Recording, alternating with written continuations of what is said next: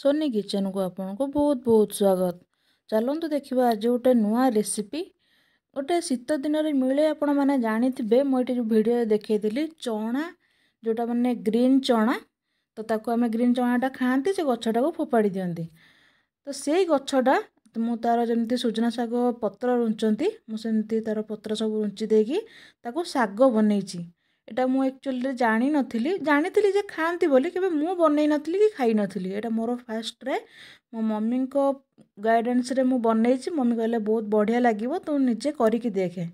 तो हेतु मु आज बनई किंतु बहुत बढ़िया लागिला तो हेतिपई आपण मानक सहित टिके शेयर कर दोछि आपण माने सोला खाई साला परे केबे फिंगीबेनी ताकू बनातु शाग केबे बहुत बढ़िया लागिवो।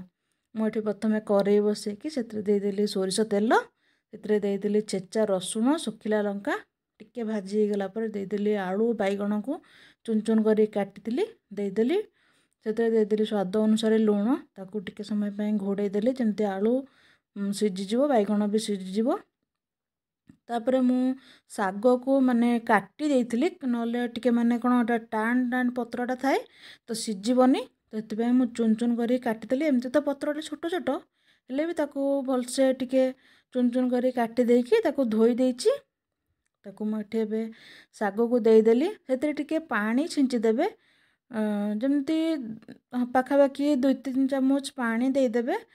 टिके नलटा घोड़े देले तार बेस समय टिके लगे सीझापी मो पाखापाखि 5 मिनट मत लगी सीझापी ताकू सेमती घोड़े देती टे पानी देदेले आउ तले लगभनी ना पोड़ीज तल आड़ू आउ माने हबनी तो से पानी टिके देदेवे तापर मोर एठी हो गलानी शाग मुझे देदेली बड़ी 2टा बड़ी को मु माने गुंड करके देदेली मोर एठी बढ़िया से रेडी हो गला चना शाग रही बाय बाय।